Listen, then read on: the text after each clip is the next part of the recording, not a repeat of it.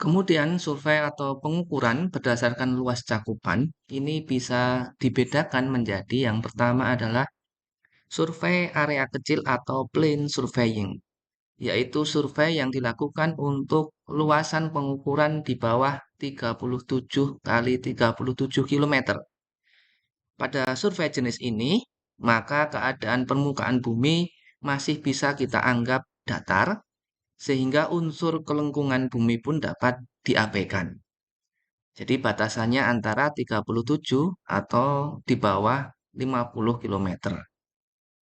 Kemudian yang kedua adalah survei area besar atau geodetic surveying, yaitu survei yang dilakukan untuk luasan pengukuran di atas 37 kali 37 km persegi mestinya. Nah, pada survei jenis ini, maka unsur kelengkungan permukaan bumi perlu kita perhitungkan. Kemudian berikutnya adalah survei berdasarkan lingkup atau bidang studi, maka dapat dibagi menjadi survei geodetis, kemudian survei permukaan datar, kemudian survei hidrografi, kemudian survei fotogrametri, dan survei radar grametri. Survei geodetis adalah survei yang meliputi penentuan bentuk dan ukuran bumi, kemudian medan gravitasi, dan pembuatan jaringan kontrol pemetaan. Kemudian untuk survei permukaan tanah datar adalah survei yang meliputi pengukuran dalam area terbatas sehingga pengaruh kelengkungan permukaan bumi dapat diabaikan dan perhitungannya dapat langsung direferensikan pada bidang datar. Jadi pada survei permukaan dan tanah datar, maka tentu saja pengaruh kelengkungan permukaan bumi ini bisa kita abaikan. Dan pada survei permukaan tanah datar ini meliputi yang pertama adalah survei topografi, yaitu survei tentang keadaan permukaan bumi dan kondisi fisik bumi, serta kenampakan hasil budaya manusia. Unsur relief atau beda tinggi kemudian disajikan dalam suatu garis-garis kontur. Jadi garis kontur ini adalah garis yang membedakan ketinggian dari satu tempat dengan tempat yang lain atau antara satu tempat dengan tempat yang ada di sebelahnya. Jadi nanti dibuat suatu garis sehingga nanti orang yang membaca peta itu bisa mengetahui bahwa ada perbedaan ketinggian antara sebelah kanan garis dengan sebelah kiri garis atau sebelah atas garis dengan sebelah bawah garis. Kemudian pada survei topografi ini, peta yang dibuat ini mempunyai skala antara 1:500 sampai dengan 1:2500 dengan interval garis kontur atau beda tinggi garis kontur ini bisa dibedakan antara 0,25 meter sampai dengan 100 meter. Jadi beda tinggi yang bisa dibuatkan garis konturnya ini bisa dipilih antara 0,25 meter sampai 100 meter tergantung dari keadaan permukaan buminya. Jika permukaan buminya relatif landai, maka nanti bisa dibuat perbedaan ketinggian ini lebih kecil. Sedangkan nanti apabila berbukit-bukit, maka perbedaan ketinggian ini bisa dipakai interval yang lebih besar. Peta jenis ini, yaitu peta jenis topografi yang mempunyai skala lebih besar dari 1:2500, ini disebut sebagai peta teknik. Sedangkan peta yang tidak memiliki garis kontur, misalnya karena tanahnya datar, maka disebut sebagai plan map atau peta datar. Berikutnya yang C adalah survei kadaster. Ini masih merupakan bagian dari survei topografi. yaitu survei untuk menentukan posisi batas-batas kepemilikan tanah. Kemudian survei pemetaan bidang-bidang tanah untuk pendaftaran dan kepastian hukum kepemilikan atas tanah atau sertifikat tanah, serta survei untuk pemetaan kepentingan pajak bumi dan bangunan.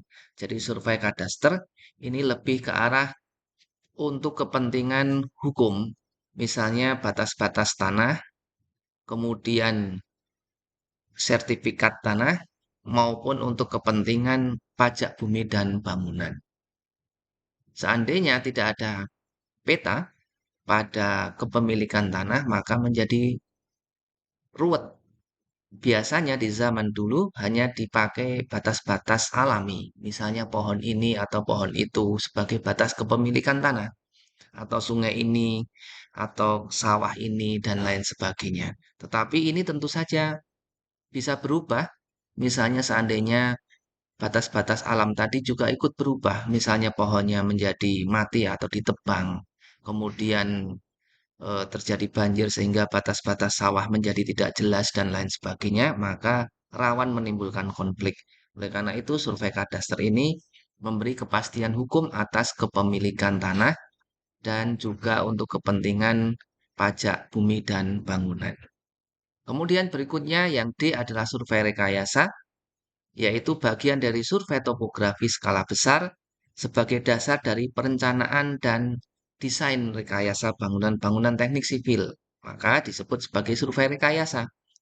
Seperti survei untuk kepentingan pembuatan jalan rel, kemudian jembatan, kemudian bangunan gedung, kemudian jalan layang, kemudian bendungan, kemudian waduk, dan lain-lain sebagainya. Jadi ketika suatu proyek teknik sipil ini mau dibangun, maka tentu kita harus membutuhkan peta. Peta yang terkait dengan daerah yang akan kita buat bangunan teknik sipilnya. Dan peta ini bisa dibuat kalau sudah ada survei. Tanpa adanya survei, maka peta ini tentu saja tidak bisa kita gambarkan. Kemudian berikutnya adalah yang E, survei tambang, yaitu pengukuran atau survei yang mencakup teknik-teknik khusus yang diperlukan untuk menentukan posisi dan gambar proyeksi objek, baik di bawah tanah, misalnya tambang bawah tanah, tambang-tambang galian, maupun di atas permukaan tanah, misalnya tambang terbuka seperti kalau kita lihat nanti ada tambang-tambang batu bara, sehingga ketika selesai nanti biasanya menjadi lubang-lubang yang sangat besar. Begitu pula tambang privat, ini ada tambang terbukanya, kemudian juga ada tambang bawah tanahnya. Dan biasanya nanti underground, bawah tanah ini harus dipersiapkan dengan sebaik-baiknya. Kemudian menurut lingkup atau bidang studinya, setelah survei topografi, maka yang C ada survei hidrografi, yaitu survei yang berkaitan dengan wilayah permukaan bumi dan bawah air, yang meliputi dua jenis survei, yaitu survei lepas pantai atau offshore surveying, dan survei dekat pantai atau onshore surveying. Jadi offshore itu adalah lepas pantai, sedangkan yang di sekitaran pantai kita namakan dengan onshore. Kemudian berikutnya adalah survei fotogrametri, yaitu survei yang meliputi foto udara atau aerial view atau aerial eh, foto dan foto darat atau terrestris. Kemudian termasuk pula teknik penginderaan jauh dan interpretasi foto. Jadi fotogrametri ini biasanya nanti foto melalui udara atau kita lihat nanti aerial view begitu. Kemudian juga ada foto darat atau terrestris. Subjek survei meliputi aspek-aspek perencanaan, kemudian aspek fisik fotografi, kemudian peralatan-peralatan yang akan digunakan, perpaduan sistem analog dan analitis, dan penginderaan jauh, foto interpretasi, dan holografi. Jadi ini subjeknya, yaitu sesuatu yang berkaitan dengan pelaksanaannya. atau dengan pelaksananya, bukan dengan objek yang akan diamati.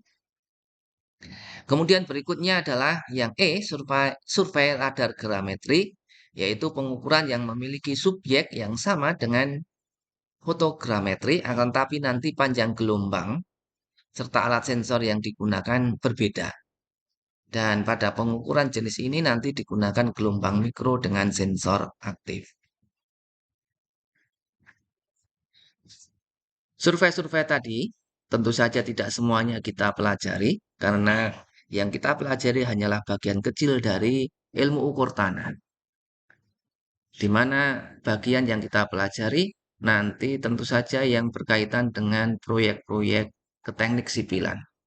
Jadi seperti proyek-proyek militer atau pertahanan ataupun proyek-proyek tambang tentu saja tidak kita pelajari di sini karena memang bukan skup atau lingkup atau silabus dari mata kuliah ilmu ukur tanah untuk kepentingan teknik sipil.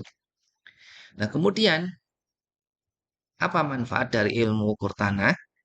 Maka manfaat ilmu ukur tanah secara umum adalah berperan dalam melaksanakan kegiatan pengambilan data di lapangan, yaitu melalui survei atau pengukuran, sampai proses pengamatan lokasi, kemudian menganalisa bentuk permukaan tanah atau topografi, dan menyajikan hasil survei atau pengukuran tersebut dalam bentuk gambar atau peta maupun dalam bentuk yang lainnya, misalnya foto. Jadi, manfaat ilmu ukur tanah secara umum adalah mempunyai peran yang sangat penting dalam pengambilan data di lapangan. Mulai dari pengamatan lokasi, kemudian menganalisa bentuk permukaan tanahnya, sampai dengan pengukuran. Kemudian mengaplikasikan dalam bentuk gambar atau peta maupun bentuk-bentuk lainnya semisal foto. Jadi ini adalah manfaat dari ilmu ukur tanah secara umum. Kemudian ilmu ukur tanah ini dapat pula digunakan untuk yang pertama adalah mencari atau menghitung luas tanah. Luas tanah sangat diperlukan untuk keperluan misalnya jual beli.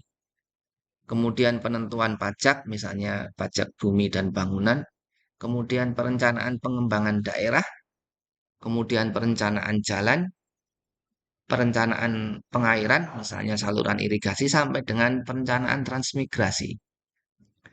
Jadi ketika kita melaksanakan pengukuran tanah, maka salah satu manfaatnya itu adalah untuk mencari atau menghitung luas tanah. Dan menghitung luas tanah atau luas tanah sendiri ini sangat penting, misalnya tadi untuk keperluan jual beli, kemudian penentuan pajak, pengembangan daerah, perencanaan jalan, pengairan, sampai dengan transmigrasi. Kemudian manfaat lain dari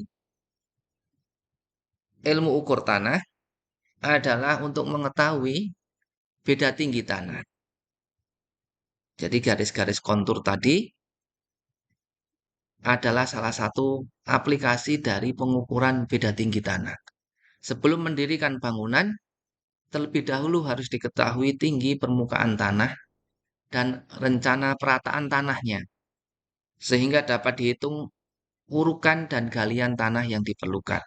Jadi misalnya pada pembuatan jalan, misalnya di sini adalah jalan tol lintas Jawa maupun lintas Sumatera, maka bisa jadi kita kadangkala harus melewati suatu lembah atau kadangkala kita harus mengepras bukit.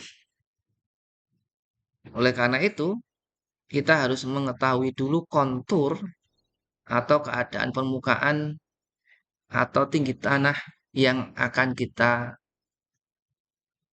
buat jalan tol tersebut. Dan dengan menghitung perbedaan tinggi tanah dari trase jalan yang kita akan buat, maka nanti bisa kita hitung berapa kebutuhan urukan dan juga nanti timbunan atau galian.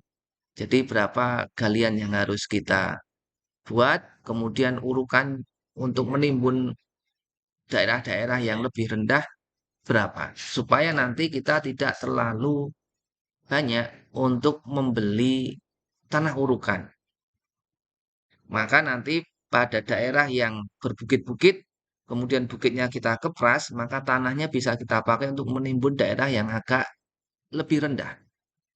Sehingga nanti kita dapati trase jalan tol kita, alinemen vertikalnya ini tidak terlalu berbeda. Artinya jalan tol kita bisa datar, tidak naik turun sesuai dengan kontur daerah yang akan kita buat, tetapi sengaja kita buat untuk menjadi datar sehingga nanti kecepatan rencana kendaraan ini bisa kita tetapkan.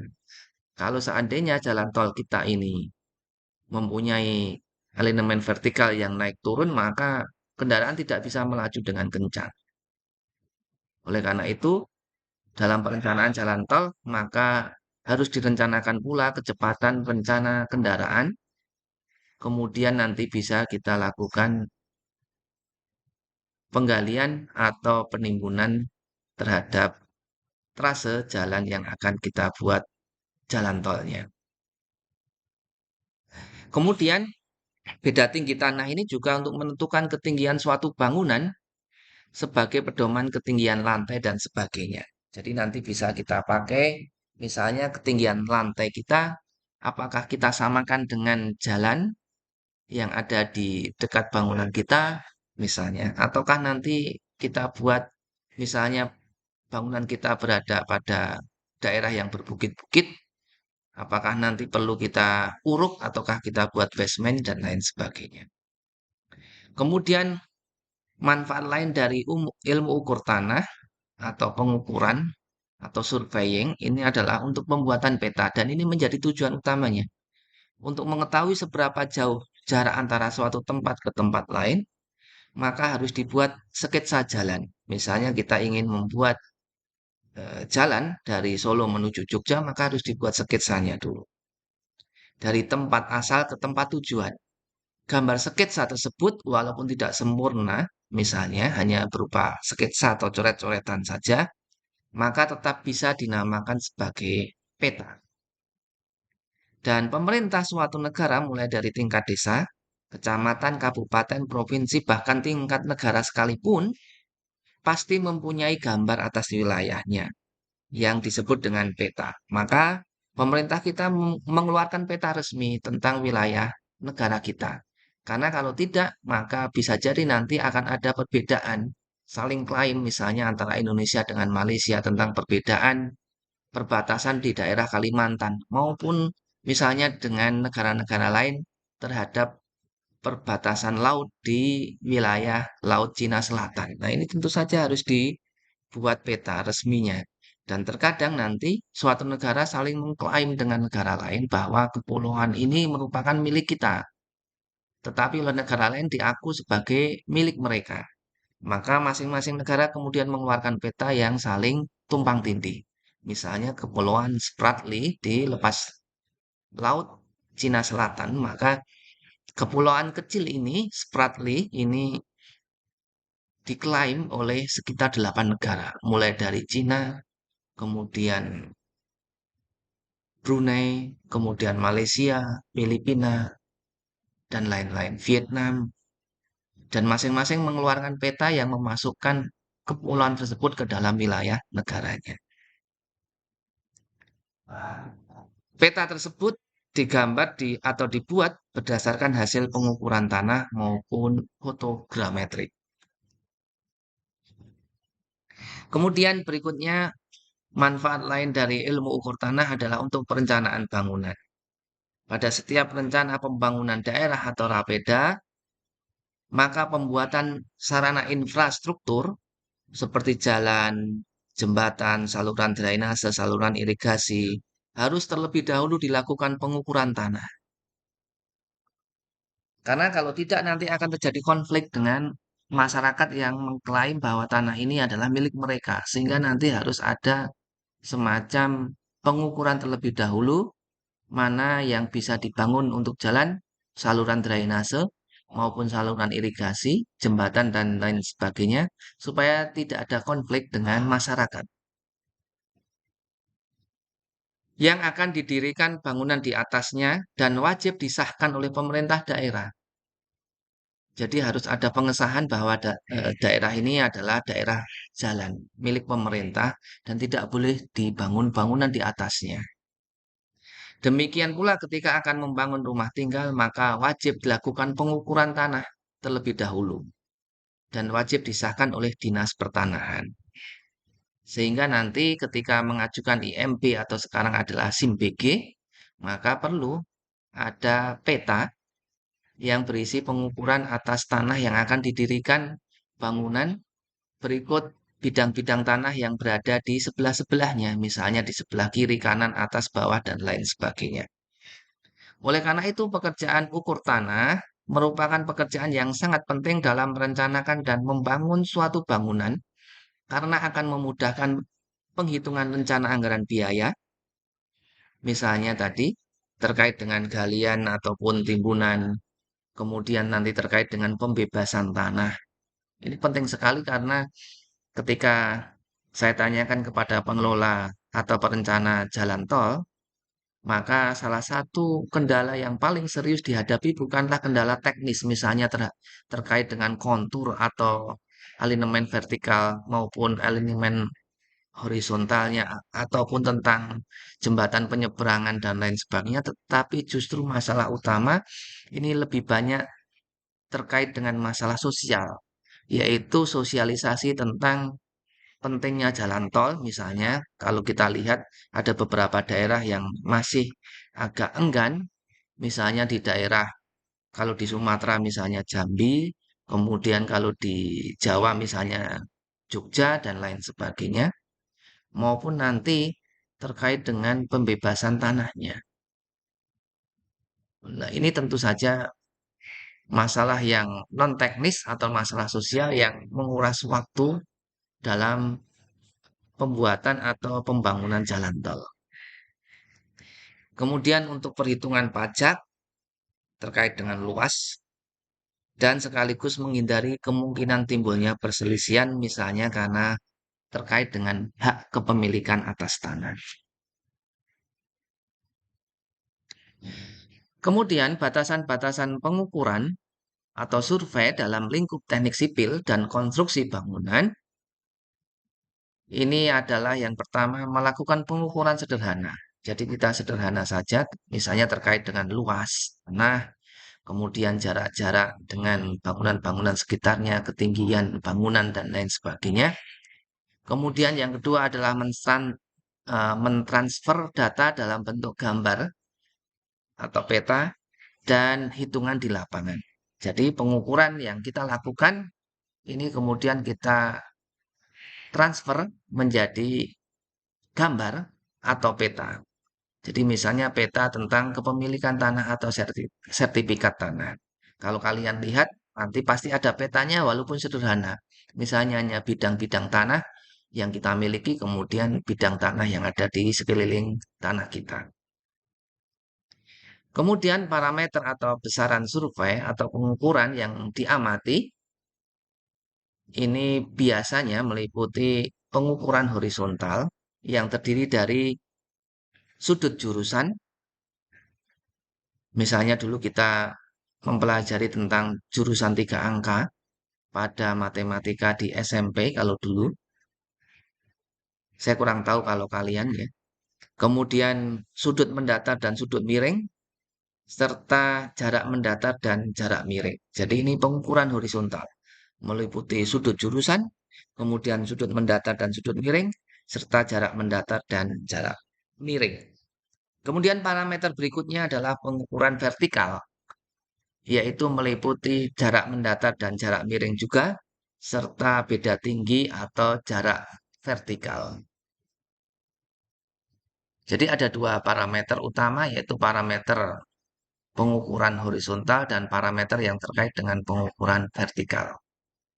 Setelah diperoleh parameter atau besaran-besaran sudut dan jarak di atas, maka langkah selanjutnya adalah penentuan posisi titik-titik objek tersebut dengan menghitung koordinatnya. Dan koordinat biasanya kita mengetahui terdiri dari absis pada sumbu X dan ordinat pada sumbu Y, dan tinggi dengan notasi umum yaitu XZ dan Z. Tinggi adalah Z pada suatu sistem koordinat tertentu. Biasanya koordinat kartesius 3 dimensi. Apabila penentuan posisi titik-titik tersebut sudah dilakukan, maka selanjutnya adalah penggambaran posisi titik-titik tersebut. Jadi ketika kita mengukur atau melakukan survei, maka kita menentukan posisi titik-titik objek kita. Kemudian kalau posisi titik-titik objek kita sudah kita dapatkan, maka kita gambarkan posisi titik-titik objek kita tersebut dalam sebuah gambar atau peta. Dan peta itu kemudian kita gunakan untuk perencanaan atau desain bangunan-bangunan teknik sipil yang akan kita bangun, baik bangunan yang sederhana, rumah tinggal misalnya, maupun bangunan-bangunan yang lebih kompleks, misalnya bendungan, waduk, dan lain sebagainya. Oleh karena itu, bisa kita simpulkan bahwa maksud dari ilmu ukur tanah ini adalah melakukan pengukuran besaran-besaran bidang horizontal atau vertikal. Tadi pengukuran vertikal maupun pengukuran horizontal untuk memperoleh data dan informasi posisi atau lokasi titik-titik objek yang ada di muka bumi tadi dan menggambarkannya dalam suatu peta untuk berbagai macam kepentingan, terutama untuk desain bangunan ke teknik sipilan. Jadi tadi kita sudah mempelajari tentang apa yang dimaksud dengan ilmu ukur tanah, kemudian manfaat ilmu ukur tanah, kemudian juga maksud dari pengukuran, yaitu untuk memperoleh data dan informasi mengenai posisi titik-titik suatu objek yang ada di atas bumi, kemudian nanti kita gambarkan dalam sebuah peta, dan kemudian kita pakai sebagai dasar perencanaan suatu bangunan ke teknik sipilan. Dan dengan demikian maka kuliah pendahuluan kita ini sudah selesai.